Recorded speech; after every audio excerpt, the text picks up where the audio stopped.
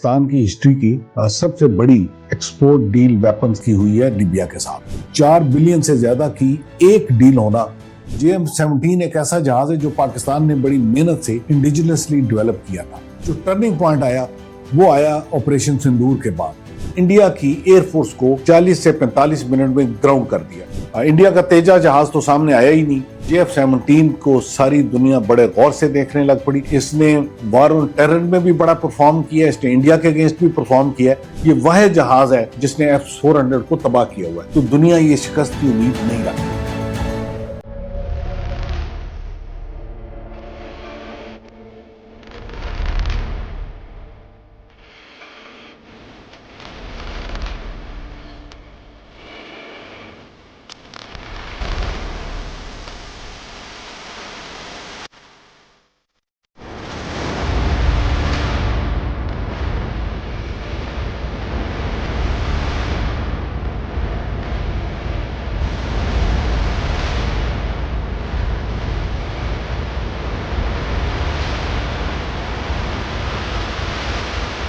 पाकिस्तान की हिस्ट्री की सबसे बड़ी एक्सपोर्ट डील वेपन्स की हुई है लीबिया के साथ। मेरा ख्याल है ये सिर्फ वेपन की डील बड़ी नहीं है, ये पाकिस्तान की कोई भी एक्सपोर्ट की सिंगल सबसे बड़ी डील होगी। 4 बिलियन से ज्यादा की एक डील होना ये बहुत रेयर होता है। JM-17 एक ऐसा जहाज है जो पाकिस्तान ने बड़ी मेहनत से इंडिजिनसली डेवलप किया था। वो इसलिए डेवलप किया था कि हमारे पास महंगे जहाज लेने के शायद पैसे नहीं थे, इसलिए हमारे पास कोई और ऑप्शन नहीं थी कि एक स्टेट ऑफ द आर्ट जहाज खुद बनाया जाए, खुद डिजाइन किया जाए। तो चाइना के साथ मिलकर ये पाकिस्तान ने डेवलप किया। इसके अंदर बहुत सारे इक्विपमेंट चाइनीज है, बहुत सारी टेक्नोलॉजी वेस्टर्न है और बहुत सारे जो ना IT रिलेटेड जो इसके अंदर पैकेजेस हैं वो पाकिस्तान के इंटेग्रली डेवलप्ड है। तो पाकिस्तान ने एक चीप जहाज बनाना था, वो जहाज बड़ा अच्छा बना, बड़ा अच्छा पाकिस्तान को सर्विस दी।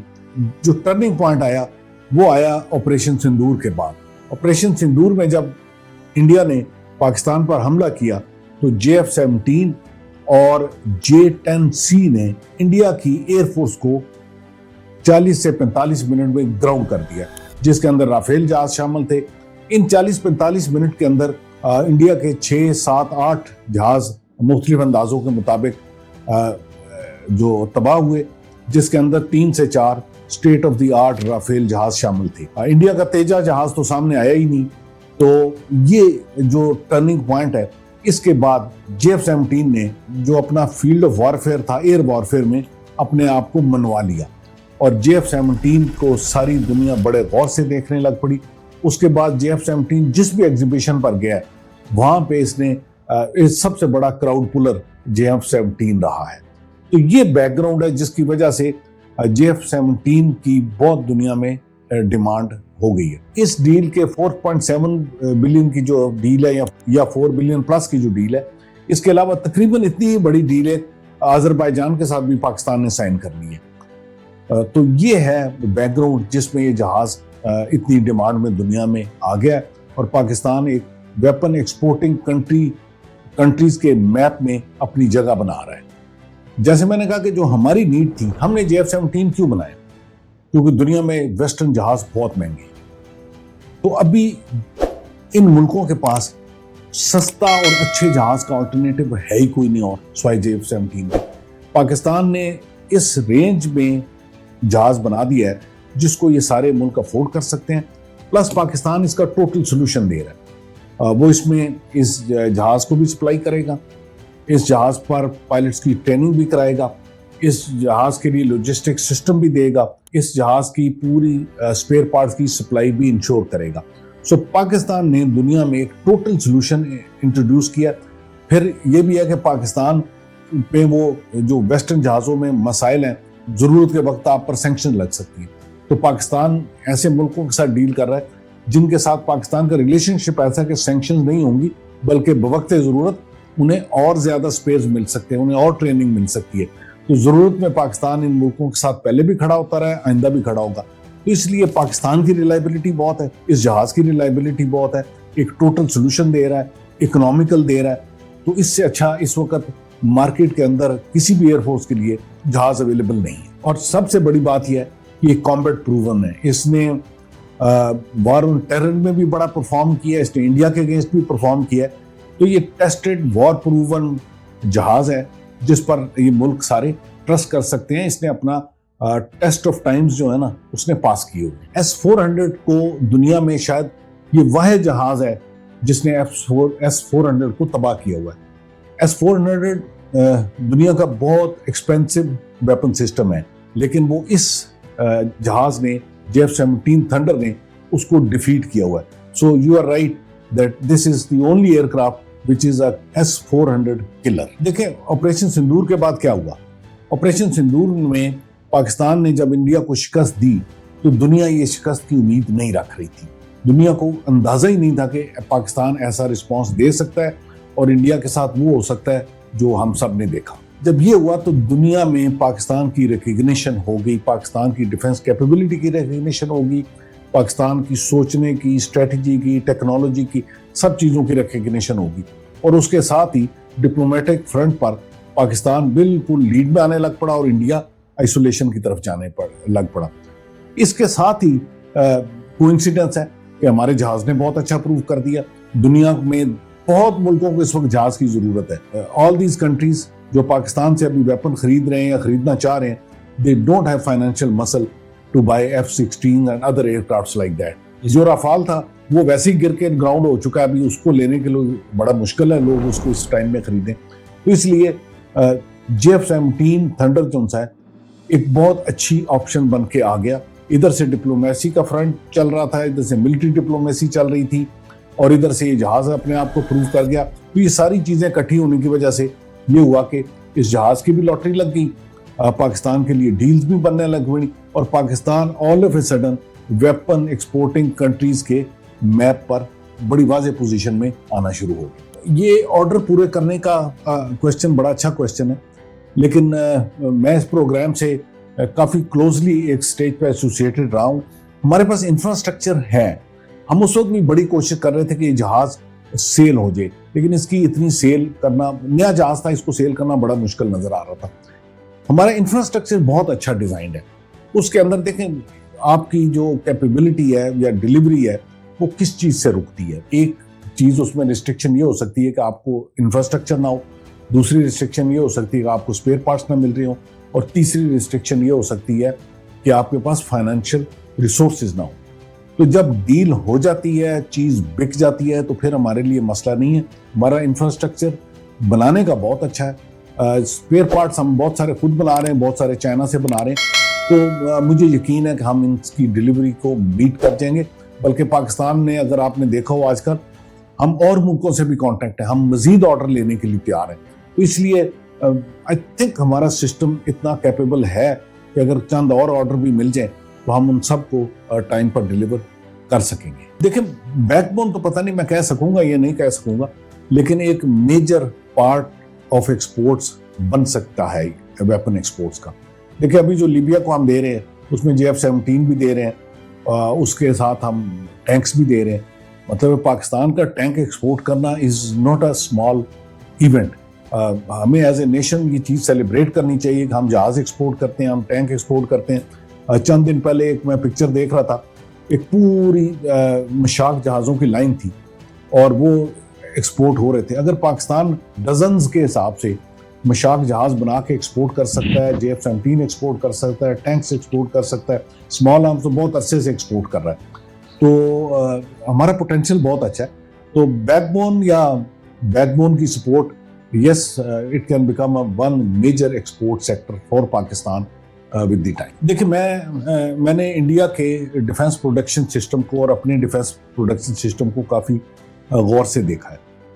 मेरा ख्याल है जो हमारी अप्रोच है डिफेंस प्रोडक्शन की वो बहुत एडवांस्ड है, न सिर्फ JF-17 में और तेजास में, बाकी चीज़ों में भी। उसकी इस सारे की एक बैकग्राउंड है। बैकग्राउंड ये है कि हम मुल्क थे बहुत कम रिसोर्सेज से। हमारा और इंडिया का इस वक्त जो डिफेंस बजट का डिफरेंस है वो 7 से 8 गुना है। इंडिया हमारे से कुछ 4 से 5 गुना वैसे बड़ा है। तो जब आपका दुश्मन बहुत बड़ा हो, उसके रिसोर्सेज बहुत ज़्यादा हों, उसके पास टैंक बहुत ज़्यादा हो, उसके पास जहाज़ बहुत ज़्यादा हो, उसके पास पैसे बहुत ज़्यादा हों खर्च करने के लिए वेपन्स पर, तो फिर आपके पास क्या ऑप्शन है? आपके पास एक ही ऑप्शन है कि आप एक ऐसा सिस्टम डिफेंस प्रोडक्शन का, वेपन प्रोडक्शन का बनाएं जिससे आपको अच्छे क्वालिटी के जहाज मिले।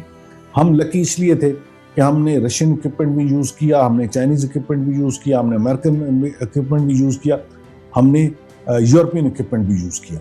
हम इन सारों में अच्छी चीज़ें इकट्ठी करके, इनको इंटीग्रेट करके हमने बड़े अच्छे वेपन्स बनाए।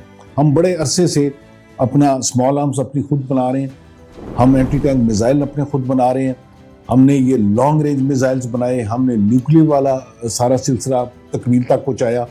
उसके बाद हम मशाक बहुत अरसे से बना रहे हैं और हमारा मशाक बड़ा प्रूवन मशाक है दुनिया में एज ए ट्रेनिंग एयरक्राफ्ट। बल्कि ट्रेनिंग एयरक्राफ्ट नहीं, अभी तो इसके ऊपर स्मॉल आर्म्स लगा के लाइटली आर्म्ड एयरक्राफ्ट है मशाक इस वक्त। उसके बाद हम JF-17 को देख लीजिए, अपना अल खालिद टैंक को देख लें, तो हमारी बड़ी वाइड रेंज है। सिर्फ हमारी से शायद बीइंग थर्ड वर्ल्ड कंट्री जो एक्सपोर्ट मार्केट थी वो नहीं खुल रही थी, बिकॉज एक्सपोर्ट जो मार्केट है वो तब खुलती है जब लोग आपके इक्विपमेंट को टेस्ट होते देख लेते हैं। ऐसे नहीं होगा कि एक मुल्क है जी मुझे 10 आप JF-17 दे दो, मैं टेस्ट करूंगा और बताऊंगा कि बहुत अच्छे हैं या ख़राब है। नहीं, तो जब ये टेस्ट हो गए इंडिया के साथ इस लास्ट कॉन्फ्लिक्ट में, तो उससे ना सिर्फ JF-17 को सपोर्ट मिली, बाकियों को भी सपोर्ट मिली। और आप बड़ी जल्दी देखेंगे कि पाकिस्तान इवन ड्रोन्स की एक्सपोर्ट में आ जाएगा, बिकॉज पाकिस्तान इस वक्त ड्रोन डेवलपमेंट पर बहुत इन्वेस्टमेंट कर रहा है।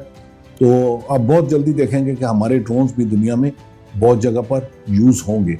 सो इंडिया की अप्रोच की निस्बत हमारी अप्रोच बहुत डायनेमिक थी, अग्रेसिव थी, मॉडर्न थी, जिसकी वजह से तेजास पीछे रह गया और ये JF-17 इस पोजीशन पर पहुंच गया। देखिए तेजास 40 साल से बन रहा है, अभी तक इंडिया ने मैंने लास्ट एक वीलॉग में कहा था, तो किसी इंडियन व्यूअर का कमेंट था कि तेजा तो हमने बनाया ही ट्रेनिंग एयरक्राफ्ट था। अभी 40 साल में वो ट्रेनिंग एयरक्राफ्ट ठीक है, उसको कॉम्बैट में कहीं तो आना चाहिए था, इतने स्क्वाड्रन खड़े किए हुए हैं, लेकिन वो अभी तक सामने नहीं आता। सो तेजास और JF-17 का कोई कंपैरिजन नहीं है। तेजास स्टेगनेट हो चुका है, वो ओल्ड टेक्नोलॉजी पर खड़ा है। अभी उसका रिसेंटली इंजन्स का प्रॉब्लम बना हुआ, कभी वो रशिया से मांग रहे हैं, अभी वो अमेरिका से मांग रहे हैं। तो Teja has its problems. JF-17 की जो सप्लाई लाइंस हैं वो बहुत स्मूथ है, JF-17 का जो ट्रेनिंग सिस्टम है वो बहुत स्मूथ है, और पाकिस्तान ने जो अपना लॉजिस्टिक सिस्टम सारा JF-17 का और इन जहाज़ों का क्रिएट किया हुआ है वो बहुत अच्छा है। इसमें हमारी स्किल बहुत अच्छी है। तो इसलिए मेरा ख्याल है कि इन दोनों जहाज़ों का भी आगे फ्यूचर में कंपैरिजन नहीं है। अभी तो JF-17 की जो एडवांस वर्जन्स आ रही हैं वो बहुत हाई क्वालिटी जहाज आएंगे। आज के दौर में टेक्नोलॉजी तकरीबन अवेलेबल हो ही जाती है, असल मसला मैनेजमेंट का होता है, टेक्नोलॉजी की मैनेजमेंट का। देखें चाइना के पास कुछ नहीं था, लेकिन आज चाइना अमेरिका को ना सिर्फ चैलेंज कर रहा है बल्कि बहुत सारे फील्ड में चाइना से अमेरिका से बहुत आगे चला गया। इसका मतलब है कि जब चाइना उस मैनेजमेंट के मोड में आ गया जहाँ पे वो डेवलप करना चाहता था, चीज़ें बनाना चाहता था, टेक्नोलॉजी मिल गई, और वो टेक्नोलॉजी मिल गई जो उसको इवन अमेरिका से आगे ले जा रही है। सो गालबन टेक्नोलॉजीज तो अवेलेबल हो जाती हैं, ये नेशनल विल होती है, प्रोजेक्ट मैनेजमेंट होती है, डिटर्मिनेशन होती है, ये वो लगन होती है जो कि काम को कर गुजरना है। देखें पाकिस्तान एक छोटा मुल्क था, हमने एटम बम कैसे बना लिया? वो लगन थी, वो जज्बा था, वो ज़रूरत थी कि हमारा गुजारा नहीं था, हमारे बनाना हमारी सर्वाइवल था। तो इसलिए ये जहाज़ बनाना भी हमारी सर्वाइवल है। ठीक है, अगर नहीं बनाएंगे तो हम कहाँ से खरीदेंगे? कितने F-16 खरीदेंगे? F-16 पर जब दिल करे अमेरिका पाबंदी लगा देगा, उसकी सप्लाई पर पाबंदी आ जाएगी, उसकी स्पेयर पार्ट पर पाबंदी आ जाएगी। यूरोपियन जहाज बहुत एक्सपेंसिव है, we can't buy, so we have only one option to do a very good job in weapon production, weapon manufacturing, अपने लिए भी बनाए, बाहर भी बेचे। तो वो मैंने एक कुछ वर्ष पहले कहा था, तो वो टाइम दूर नहीं है कि जब हम ये बाहर बेच के इतना कमाया करेंगे कि अपने जहाज में मुफ्त के बन जाया करेंगे। This is on a lighter side, but this is the direction ultimately. आप अमेरिका को देख लें, उसकी इकोनॉमी का बहुत बड़ा हिस्सा उसकी वेपन एक्सपोर्ट है। टर्की ने 20 साल पहले, 15 साल पहले ये डिसाइड किया था कि हमने वेपन एक्सपोर्ट करने। वो दुनिया के वेपन एक्सपोर्टिंग कंट्रीज के मैप पर बहुत बड़ी स्पेस ऑक्युपाई कर चुका है। Why can't we do it? We can do it. We have very good management qualities and capabilities. हमारे पास नॉलेज बेस बहुत अच्छा है, हमारे साइंटिस्ट बहुत एक्सपीरियंस्ड है और हमारे जो प्रोजेक्ट मैनेजर्स हैं, जो डिफेंस फोर्सेस के वो लोग हैं जिन्होंने इस जहाज़ को टेस्ट करना होता है या इस इक्विपमेंट को टेस्ट करना होता है, इसकी रिक्वायरमेंट फाइनलाइज करनी होती है. We have lot of experience in all this. So आने वाले दिनों में, आने वाले सालों में आई थिंक पाकिस्तान की एक्सपोर्ट्स, डिफेंस रिलेटेड एक्सपोर्ट्स बहुत ज़्यादा ग्रो कर सकती हैं और स्लोली पाकिस्तान के जो डिफेंस इंडस्ट्री है ये अपनी वेंडर इंडस्ट्री क्रिएट कर रही है. दैट मीन्स अभी JF-17 के जो बहुत सारे पार्ट्स हैं ये प्राइवेट सप्लायर से लोकली एक्वायर किए जा रहे हैं. जैसे जैसे ये नेटवर्क बढ़ता जाएगा, ना सिर्फ एक्सपोर्ट का ये मेजर सोर्स बनेगा बल्कि local small and medium industry को बहुत सपोर्ट करेगा जो ये स्पेयर पार्ट्स वगैरह इनको सप्लाई करेंगे. सो जितनी एक्सपोर्ट होंगी उतनी लोकल इंडस्ट्री भी फ्लरिश करेगी, उतनी एक्सपोर्ट भी बढ़ेंगी, उतनी इकॉनमी को भी फायदा होगा.